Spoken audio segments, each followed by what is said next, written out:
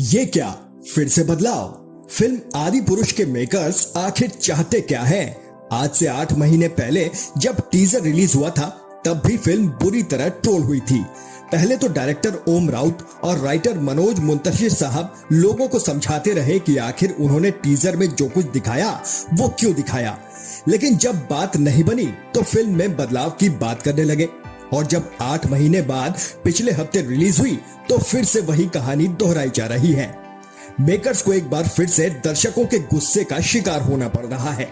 इस बार भी पहले तो मनोज मुंतशिर फिल्म का और उसमें भक्ति के नाम पर फैलाई गई गंध का बचाव करते रहे, लेकिन बात हाथ से निकलते देख मजबूरन बदलाव की बात करने लगे। आदि पुरुष के मेकर्स रामायण की मूल भावना और उसके आत्मा को समझने में पूरी तरह नाकाम रहे हैं।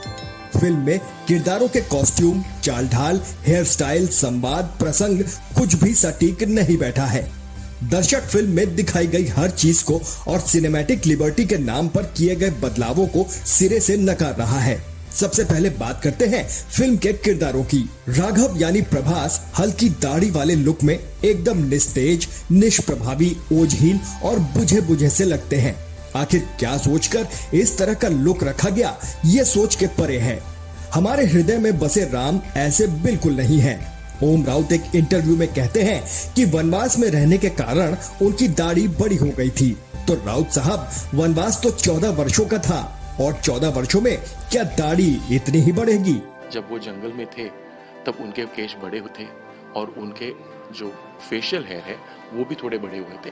ये हमने सोच समझ के किया है। प्रभास को हिंदी आती नहीं और अगर आती भी होती तो उनकी आवाज इतनी भारी है कि वो राघव के किरदार में बिल्कुल भी सूट ना करती। नतीजा, शरद केलकर को एक बार फिर से उनकी डबिंग करनी पड़ी, लेकिन इस बार शरद चूक गए। भगवान श्री राम की आवाज आत्मसात करने के चक्कर में उन्होंने संवाद इतने ज्यादा ठहरे हुए अंदाज में बोल दिए कि उनमें नाटकीयता और बनावटीपन ज्यादा लगता है। माता सीता का चित्रण जिस तरह से किया गया है वो कहीं से भी देखने लायक नहीं है। अव्वल तो ये नहीं समझ में आया कि क्या सोचकर कृति सेनन को माता सीता के रोल में चुना गया। वो इतनी ज्यादा स्लिम ट्रिम है, उनके नैन नक्श इतने नुकीले हैं कि तमाम कोशिशों के बावजूद कहीं से भी वो माता सीता के सौंदर्य के आगे नहीं ठहरती। यही हाल फिल्म के बाकी किरदारों का है।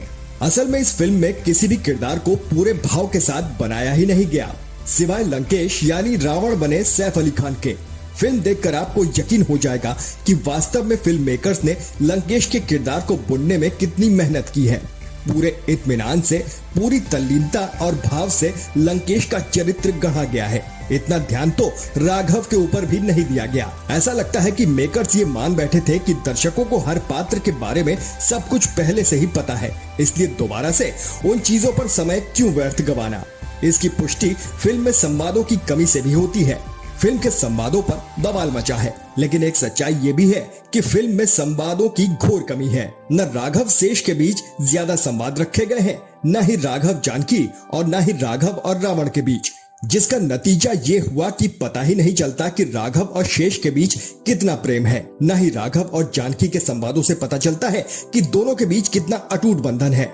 मेकर्स ने यहाँ भी राघव और जानकी के बीच के प्रेम को संवादों से नहीं बल्कि गाने के माध्यम से दिखाने की कोशिश की है। शायद बिना गाने के आज की जनता उनके बीच के प्रेम को ढंग से समझ ही न पाती।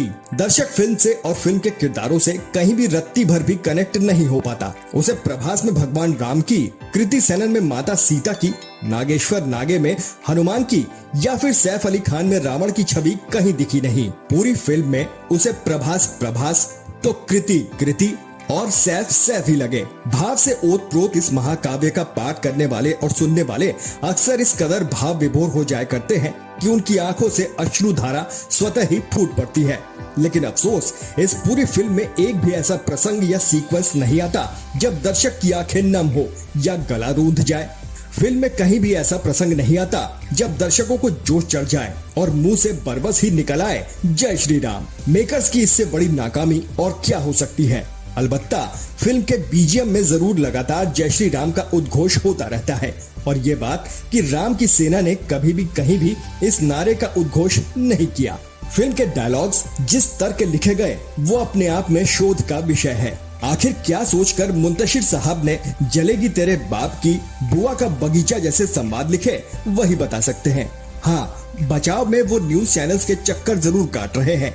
वो तो कह रहे हैं कि जलेगी तेरी बाप की संवाद उनका है ही नहीं, बल्कि वो तो तमाम कथावाचक पहले ही इस्तेमाल कर रहे हैं। इस देश के बड़े बड़े कथावाचक आप गूगल कर ले, मैं आपको कुछ वीडियोस भेज देता हूँ। बड़े बड़े कथावाचक इस देश के बरसों से यही लाइन बोलते आ रहे हैं। यानी वो मानते हैं कि उन्होंने संवाद चुराए हैं। क्या मुंतशिर साहब तब भी स्वीकार करते अगर यही डायलॉग सुपरहिट हो गया होता?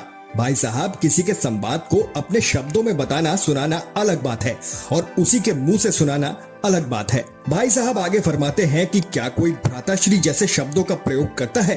अरे साहब, ऐसे शब्दों का प्रयोग तो रामानंद सागर की रामायण और B.R. चोपड़ा की महाभारत के समय में भी कोई नहीं करता था, लेकिन तब भी बच्चों, युवाओं से लेकर बुजुर्गों तक ने इसे खूब देखा और सराहा। अभी लॉकडाउन के समय ही जब रामायण रीटेलीकास्ट हुई, तब तो इसने पूरी दुनिया में सबसे ज्यादा देखे जाने वाले शो का तमगा भी हासिल कर डाला।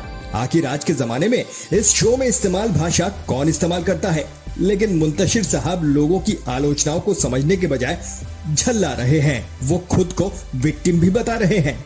VFX, CGI और BGM ने फिल्म को बेहतर करने की बजाय और खराब करने का काम किया है। जब आप रामानंद सागर की रामायण देखेंगे तो आपको अतुलनीय सुकून और अप्रतिम आनंद की प्राप्ति होती है, लेकिन इस फिल्म में इतना ज्यादा VFX, CGI और BGM का इस्तेमाल कर लिया गया है कि सिर झनझना उठता है। फिल्म इतनी डार्क क्यों बनाई गई, ये समझ के बाहर है। प्रसंगों को कोई और छोर ही नहीं है। सिनेमैटिक लिबर्टी के नाम पर कुछ भी दिखा दिया गया है। जब एक न्यूज एंकर ने मनोज जी से पूछा कि फिल्म में मूर्छित लक्ष्मण का इलाज विभीषण की पत्नी करती है, ऐसा कहीं लिखा है? जवाब में मनोज ये सवाल ओम राउत से पूछने को कहते हैं। वो कहते हैं कि वो फिल्म के केवल राइटर हैं, इसलिए यह सवाल ओम राउत से पूछें। कमाल है, टीजर पर मचे बवाल के बाद यही साहब हर चैनल पर कहते घूम रहे थे कि हनुमान ने जो पहना है वो चमड़ा दिखता जरूर है, लेकिन चमड़ा है नहीं। आखिर राइटर को इन सब से क्या सरोकार? ओम राउत और आदि पुरुष की टीम को याद रखना चाहिए कि भाव VFX या CGI से बनाए या खरीदे नहीं जा सकते। इसके लिए तपस्या करनी पड़ती है। कलाकारों को किरदारों में केवल ढलना नहीं बल्कि जीना पड़ता है। फिलहाल तो इस फिल्म पर उठे विवाद का आलम यह है कि लोग फिल्म को बैन करने की बात करने लगे हैं। कई जगह प्रदर्शन भी हुए, लेकिन ये तरीका भी सही नहीं है। जब फिल्म को सेंसर बोर्ड जैसी संस्था ने पास कर दिया है, ऐसे में किसी व्यक्ति या संगठन का इस तरह फिल्म को रोके जाने की मांग करना या थिएटर में घुसकर विरोध जताना कतई उचित नहीं। कुछ लोग मनोज मुंतशिर को गालियां देने से भी बाज नहीं आ रहे। ये सरासर गलत है। विरोध एक मर्यादा में हो तभी तक उचित है। हालांकि मेकर्स डायलॉग में बदलाव की बात कह चुके हैं, लेकिन मेकर्स अभी भी धोखे में हैं। सवाल केवल डायलॉग का ही नहीं है, लोगों की आपत्तियां इतनी हैं कि उस पर एक अलग फिल्म बन जाए। इसलिए 2-4 डायलॉग बदल देने भर से सब कुछ ठीक हो जाएगा, इसकी उम्मीद मेकर्स को नहीं रखनी चाहिए। बाकी इस फिल्म के मेकर्स पहले ही दिन से आग से खेल रहे थे। उन्हें मालूम होना चाहिए कि रामायण केवल महाकाव्य नहीं बल्कि लोगों की आस्था है, लोगों का विश्वास है। ऐसे में इसको दर्शाने में जरा सी भी ऊंच नीच उनके अति आत्मविश्वास को, उनके अहंकार को आग में जलाकर भस्म कर देगी। इस विषय पर आप अपने विचार कमेंट बॉक्स में जरूर लिखें। वीडियो अच्छा लगा हो तो लाइक करें और शेयर भी करें। चैनल पर नए हैं तो सब्सक्राइब करें और नोटिफिकेशन बेल दबाना ना भूलें। फिर मिलेंगे एक नए वीडियो के साथ। जय श्री राम।